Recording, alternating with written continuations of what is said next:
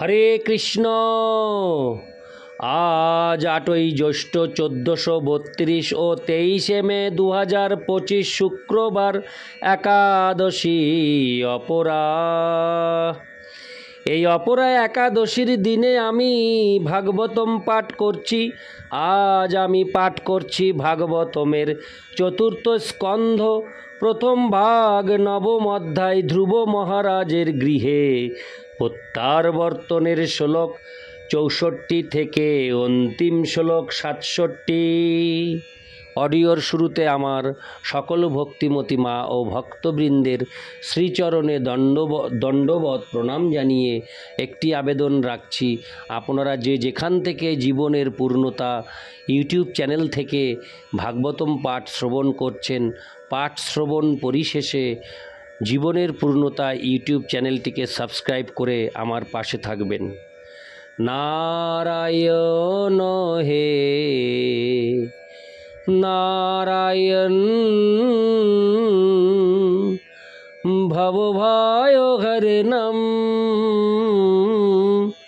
নারায়ণ। শ্লোক 64।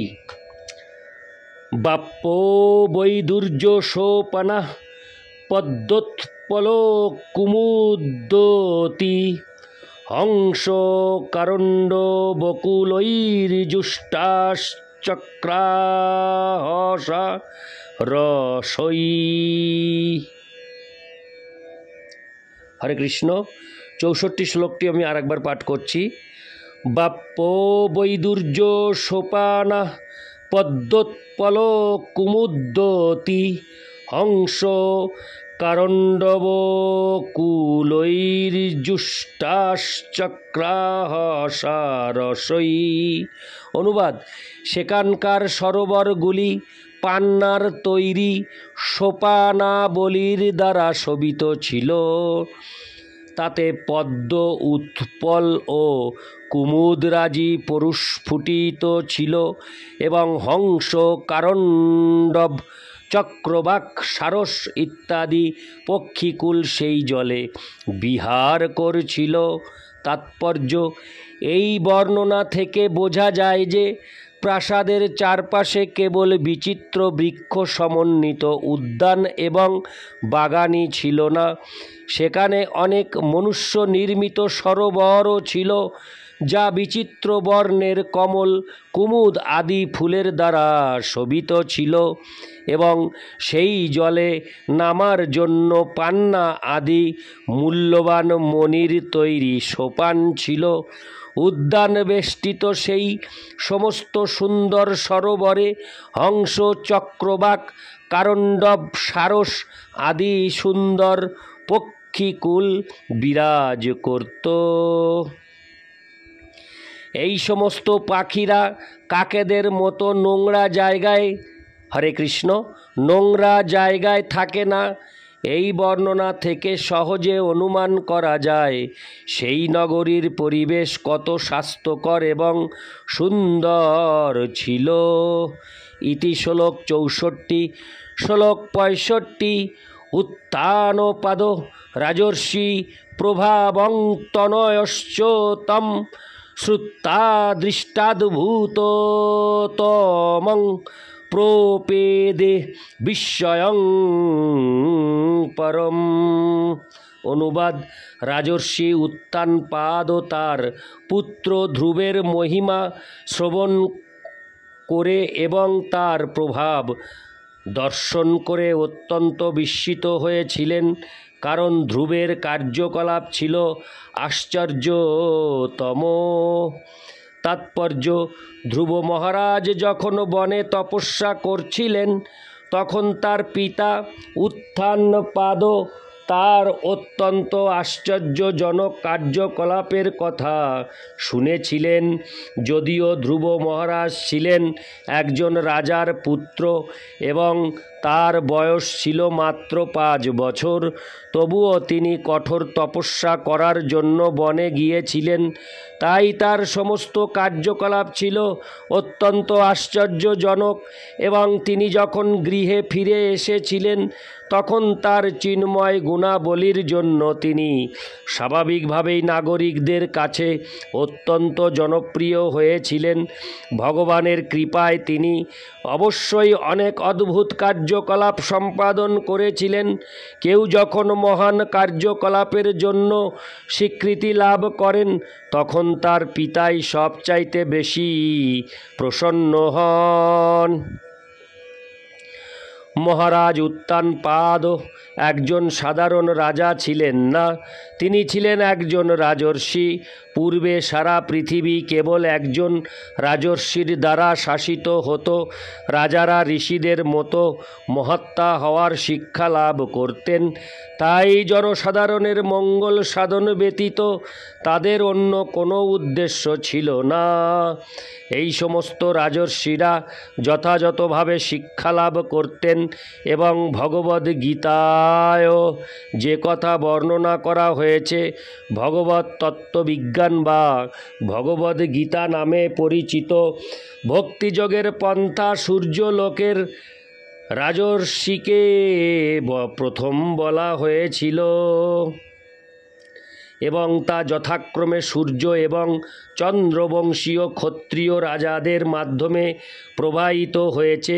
রাষ্ট্রপ্রধান যদি মহাত্মা হন তাহলে জনসাধারণও অবশ্যই সৎ হন এবং তারা অত্যন্ত সুখী হন, কারণ তাদের আধ্যাত্মিক ও দৈহিক সমস্ত প্রয়োজন এবং আকাঙ্ক্ষাগুলি যথাযথভাবে তৃপ্ত হয়। ইতি শ্লোক 65। শ্লোক 66। বৃক্ষোড়ো বয়সং তং চ প্রকৃতিনং চ সন্নতম। হরে কৃষ্ণ। সন্মতম অনুরক্ত প্রজং রাজা ধ্রুবং চক্রে ভুবপতিম। অনুবাদ। তারপর মহারাজ উত্তানপাদ বিচার। হরে কৃষ্ণ। তারপর মহারাজ উত্থানপাদ বিচার করে দেখলেন যে ধ্রুব মহারাজ রাজ্য পরিচালনার উপযুক্ত বয়স প্রাপ্ত হয়েছেন এবং মন্ত্রীরা সম্মত আছেন এবং প্রজারাও তার প্রতি বিশেষ অনুরক্ত। তখন তিনি ধ্রুবকে সারা পৃথিবীর সম্রাটের পদে অভিষিক্ত করলেন। তাৎপর্য: যদিও ভ্রান্তিবশত অনেকে মনে করে যে পূর্বে রাজতন্ত্র ছিল স্বেচ্ছাচারী, কিন্তু এই শ্লোকের বর্ণনা থেকে প্রতীত হয় যে মহারাজ উত্তানপাদ কেবল রাজর্ষিই ছিলেন না, তার প্রিয় পুত্র ধ্রুবকে সারা পৃথিবীর সম্রাট রূপে সিংহাসনে অধিষ্ঠিত করার পূর্বে তিনি তার অমাত্যবর্গের সঙ্গে আলোচনা করেছিলেন, প্রজাদের মতামত বিবেচনা করেছিলেন এবং তিনি স্বয়ং ধ্রুব মহারাজের চরিত্র পরীক্ষা করেছিলেন। তারপর তিনি তাকে পৃথিবীর দায়িত্বভার গ্রহণ করার জন্য সিংহাসনে অধিষ্ঠিত করেছিলেন। ধ্রুব মহারাজের মতো বৈষ্ণব রাজা যখন সারা পৃথিবীর নেতৃত্ব করেন তখন পৃথিবী যে কত সুখী হয় তা কল্পনা করা যায় না অথবা বর্ণনা করা যায় না। এখনও যদি মানুষ কৃষ্ণ ভক্তে পরিণত হয় তাহলে আধুনিক যুগের গণতান্ত্রিক সরকার ঠিক স্বর্গরাজ্যের মতো হয়ে উঠবে। সমস্ত মানুষেরা যদি কৃষ্ণ ভক্তে পরিণত হয় তাহলে তারা ধ্রুব মহারাজের মতো ব্যক্তিকে ভোট দেবেন। যদি এই প্রকার বৈষ্ণব নেতৃত্ব গ্রহণ করেন তাহলে আসুরিক সরকারের সমস্ত সমস্যার সমাধান হবে। বর্তমান সময়ে পৃথিবীর বিভিন্ন স্থানের যুবক সম্প্রদায় সেখানকার সরকারকে উচ্ছেদ করতে অত্যন্ত উৎসাহী, কিন্তু মানুষ যদি ধ্রুব মহারাজের মতো কৃষ্ণ ভক্ত না হন, তাহলে সেই সমস্ত সরকার কোনো বিশেষ পরিবর্তন সাধনে সক্ষম হবে না। কারণ যারা যেন তেন প্রকারেণ রাজনৈতিক পদ অধিকার করতে উৎসুক, তারা জনগণের মঙ্গলের কথা চিন্তা করতে পারে না। তারা কেবল তাদের পদ এবং অর্থনৈতিক লাভের ব্যাপারেই ব্যস্ত থাকে। নাগরিকদের মঙ্গল সাধনের কথা চিন্তা করার কোনো সময় তাদের থাকে না। ইতি শ্লোক ৬৬। শ্লোক ৬৭, অন্তিম শ্লোক ৬৭। আত্মানং, শ্লোক ৬৭, আত্মানং চ প্রবয়সমাকলস্য। হরে কৃষ্ণ। শ্লোক ৬৭ আবার প্রথম থেকে পাঠ করছি। আত্মানং চ প্রবয়সমাকলজ্য বিশ্বাম্পতি বনং বিরক্ত প্রাতিষ্ঠোদিমৃষন্নাত্মনো গতিম। অনুবাদ: তার বৃদ্ধাবস্থা বিবেচনা করে এবং তার আত্মার কল্যাণের কথা চিন্তা করে মহারাজ উত্থানপাদ বিষয়ের প্রতি বিরক্ত হয়ে বনে গমন করলেন। তাৎপর্য: এটি হচ্ছে রাজর্ষির লক্ষণ। মহারাজ উত্থানপাদ ছিলেন অত্যন্ত ঐশ্বর্যশালী এবং সারা পৃথিবীর সম্রাট। অতএব এই প্রকার আসক্তি স্বভাবতই অত্যন্ত গভীর। আধুনিক যুগের রাজনীতিবিদেরা মহারাজ উত্থানপাদের মতো মহান নয়। কিছুদিনের জন্য একটু রাজনৈতিক ক্ষমতা লাভ করে তারা তাদের পদের প্রতি এত আসক্ত হয়ে পড়ে যে যতক্ষণ পর্যন্ত নিষ্ঠুর মৃত্যু তাদের গ্রাস না করে অথবা বিরোধী রাজনৈতিক দল তাদের হত্যা না করে, ততক্ষণ পর্যন্ত তারা অবসর গ্রহণ করতে চায় না। আমাদের অভিজ্ঞতাতেই আমরা দেখেছি যে ভারতবর্ষের রাজনীতিবিদেরা মৃত্যু পর্যন্ত তাদের পদ ত্যাগ করতে চায় না।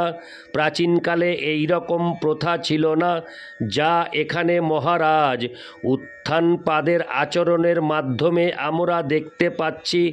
তার উপযুক্ত পুত্র ধ্রুব মহারাজকে রাজসিংহাসনে অধিষ্ঠিত করার পরেই তিনি তার প্রাসাদ ত্যাগ করেছিলেন।